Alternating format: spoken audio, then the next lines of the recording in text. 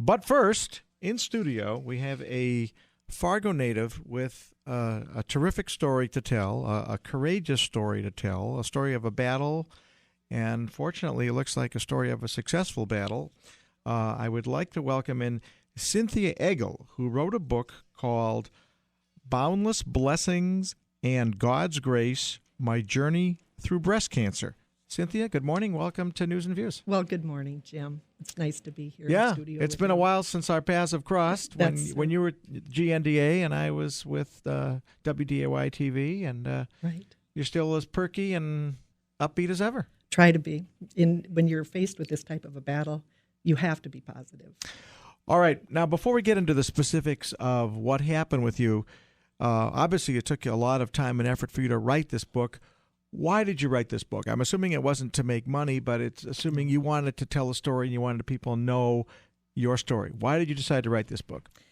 Jim, when I was diagnosed with stage 2 breast cancer on April the 12th, 2011, it was just so frightening. It brings you to your knees, quite literally. The thought, you're not certain if your life is going to be spared, whether you're going to make it through all of the surgeries, the chemotherapies, the radiation treatments. You have to have faith in God. And that is exactly what I did. I offered up my walk to God. And I know that there were so many people that prayed for me through all of my procedures. I ended up having to have a double lumpectomy on the left breast, removal of 9 lymph nodes from beneath my left arm. I went through 16 chemotherapy treatments and 33 radiation treatments. And that whole time, I kept on praying to God that he would see fit to bring me through the breast cancer battle.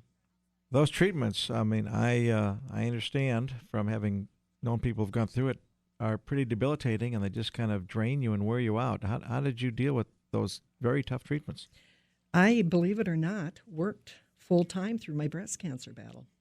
Really? I did, yes. I mean, even with the chemo and the radiation, you didn't have to take a few days off to just recover from that and get your strength back? Normally what I would do is to go through my chemotherapy session on Tuesday mornings.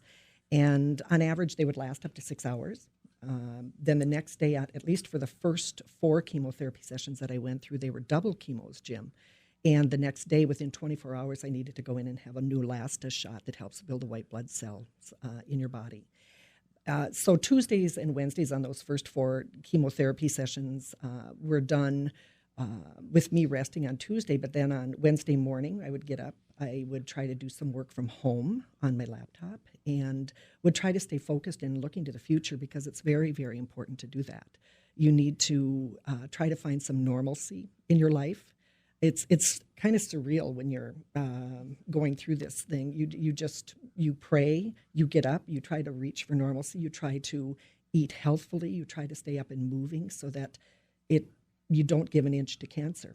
And that is exactly what I did. That's how I strode forward every single day. Some days I would have to swing my legs over the side of the bed and try to make a choice. Am I strong enough to be able to get up and go to work today? But I made the choice to go nearly every day.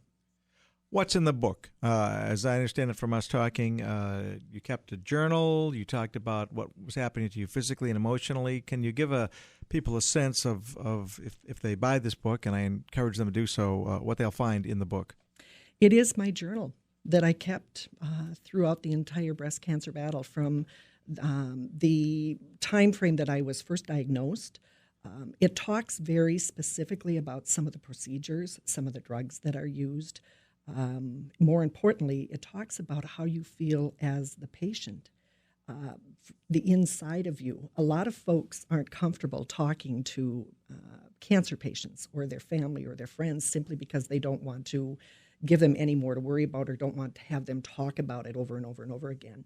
That's the reason that I wrote the journal. I used the Caring Bridge website, and then there were some folks that didn't really They weren't comfortable using Caring Bridge, and so what I would do is to cut and paste my journal and send it out to over 100 people that were following along in terms of how I was doing. It was my way of giving them an update. As I started to launch these out, people would either email back, or they'd call, or they would simply stop in and they'd say, "Cindy, you've written something here that we think would be very helpful for a lot of families going through a cancer battle or some type of a difficult illness, other diagnosis as well. And we think it's important that you share it with other people. Have you ever thought about publishing it? And, Jim, I was so sick at the time, I couldn't even imagine doing anything like that. So when you were originally writing this down, this was just kind of keep your own personal history. You never really envisioned writing a book about it. No, it was cathartic more than anything. But what dawned on me as I was going through reading the final manuscript before it went to print, there were times that I read through some of those passages in the book that, quite frankly, I don't remember typing. I know that a lot of that, there's a thing called chemo brain that people talk about. The chemotherapy drugs can affect you profoundly. And I know there were times that, that was the case. I would combine two words together to make a new word, or I would call someone by the wrong name. But somehow, some way, even when I was very, very sick, I would find a way to get to the computer keyboard and I would type. And those words, no doubt, at least in my mind, came from God. How did you keep your spirits up? I mean, a lot of people, unfortunately, have to go through what you've been going through. And human nature being what it is, there's always a lot of, why me? Why me? I'm a good person. I treat my fellow citizens with respect and dignity and love. I'm worship God. Did you ever go through kind of the why me kind of phase of things? And if so, how did you deal with the why me part of it? I most definitely did. As a matter of fact, there is one of the chapters, one of the journal entries that I talked about that. But rather than trying to dwell on why it had happened to me, I used that as a way to recognize how very fortunate I was through my breast cancer battle, that I managed to walk through 16 chemotherapies without having to be hospitalized, without losing toenails and fingernails. Hair loss, stuff like that was minor compared to what I witnessed being at the cancer center, watching other people go through and hearing about it. As a matter of fact, when I went through my second night of radiation, there was a young girl that sat next to me that was in her 30s that had had a double mastectomy. And she told me she was supposed to have a total of 6 chemotherapies and could only have 5 because of the profound nerve damage. And she was hospitalized for 5 days after her first chemotherapy. I just looked at her, and it just dawned on me how very blessed I had been not to have to endure that type of a rigorous breast cancer battle. All right, we got to take a break now. We're going to hear more from Cynthia Eggl talking about her book, Boundless, Blessings and God's Grace, My Journey Through Breast Cancer.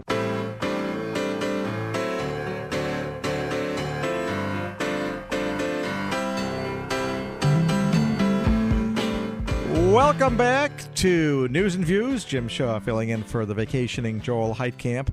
In studio with us, Cynthia Eggl from Fargo just wrote a book, Boundless Blessings and God's Grace, My Journey Through Breast Cancer, and a very revealing and insightful look at what she went through. One thing she wrote about is maintaining dignity. I want to quote from some of the points she emphasized here in the tough battle when you have breast cancer. She says, issues like modesty, appearance, weight gain and bodily functions, dry skin and tissue breakdown, compression socks and tennis shoes, independence, confidence, sense of humor. I'm sure that's got to be a real tough one when you're fighting a fight like this one. Patience and faith. And Cynthia, I'd like you to, there was another part where you were talking about how to keep motivated and how you were looking forward. Can you read for a minute or so a passage from your book that I thought was very moving and would connect with a lot of people? Sure. It states, "This journey has reminded me to never take anything for granted, to be grateful for every day I am on the face of the earth, and to make the most of each day. Within each of us are a fighting spirit and hopefully a recognition that we are not in total control of our lives. God is. And He will determine when, where, and how we will pass from this world. Until then, we need to accept the difficulties that we encounter in our lives with dignity, grace, determination, and knowing that He is constantly by our side. I try to remember that through God's blessing and all of the countless prayers, compassion, care, and love, I am here to continue to live my life, working to be a healthier person so I can do the work that God has entrusted me to accomplish. And you know what, Jim? That is trying to get the word out that if anyone is faced with this type of diagnosis, they too can make it through this battle. And that is moving. And I'm certainly not going to take issue with the God part, but isn't there a human element too? I mean, you personally have to tell yourself, I'm going to fight the fight. Mm-hmm. And the people who are treating you, they're human beings. You have to count on them to come through with the right diagnosis and the right treatment. Correct. I mean, there's a whole human team effort there, but it starts with you, the patient, about coming to a realization, okay, I've got a disease that could kill me. Correct. But am I going to do everything I can to try to not let it kill me, or am I going to, fight it? And realizing also that you could have the most devout, sweet, wonderful people, and some of them don't make it. Correct. That's correct. You did, and God bless you for doing it here. Mm-hmm. So how are you doing now? I'm doing very, very well. In terms, I think mentally I'm doing well. Physically, I have challenges. A lot of that has to do with the side effects of chemotherapy. I also have a disease called Hashimoto's disease, which is an autoimmune disease of the thyroid. And that can definitely be affected by all of the treatments that I've gone through. There are a lot of physical manifestations that are challenging. And so I know how important it is to try to rest and heal at this point. I finally decided on January the 8th that I needed to take time for me to heal. And so am no longer working my full-time job, but I feel very strongly about trying to get the word out about the book and how it can help other people. But the one saying, Jim, that's up in my bedroom that I read every morning when I wake up and every night before I go to sleep is, you never know how strong you are until being strong is the only choice you have. I couldn't think of anything that fit this circumstance any better than that. You simply have to make a choice that you're going to beat cancer, that you're going to live. You look to God to get you through it, but you yourself, you're right.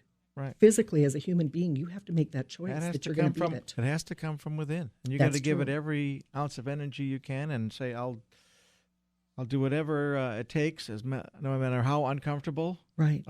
Because you got to think long term. The short term, it's going to be a rough road. Exactly. And I know, Jim, you shared with me that you have been affected by, your family has been affected by breast cancer in the past. I understand that your wife is a breast cancer survivor, and you were gracious enough to share with me that your mother passed away, I believe, at the age of 42 from breast cancer. Right. I don't normally share that with other but people. That's true. That was very tough as a child. No doubt it was. And I just think that's important for people to know. I think that might have been part of the reason that you asked me to be here today. It is part of the reason, but good. I wasn't. Good. I didn't want this to be about me. I wanted this to be about you. I understand. So tell everybody where they can buy this very helpful and insightful book. Well, I wanted to let you know that this evening I will be speaking at the kickoff event for the Relay for Life. It's being held at 7 p.m. at the Doublewood Inn, and Becky, who is one of the greeters over at the Roger Mears Cancer Center, graciously asked me to come to speak for the event. And I don't do a lot of public speaking. I'm just Well, grateful. you should do more because you're a great speaker. Thanks, you're genuine Jim. and down to earth. Well, I try to be. After going through this, everything seems fairly easy at times. But I'm looking forward to being able to share the information with the people there this evening.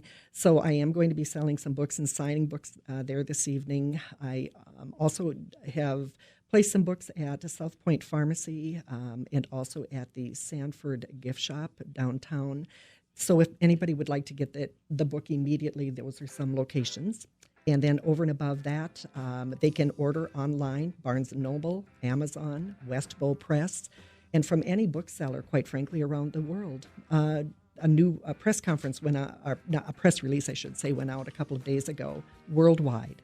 And Well- so hopefully people will be able to find information. Cynthia, thanks so much for coming in, for writing this book, for sharing your story. I hope a lot of people get the chance to read this book, and hopefully it will inspire them the way you've inspired us here today. So it's so nice to see you doing so well in your Thank you. recovery, and all the best wishes and as you continue your recovery. And thanks again for blessing us with your story. So Thanks so much, Jim, for the opportunity. thank you.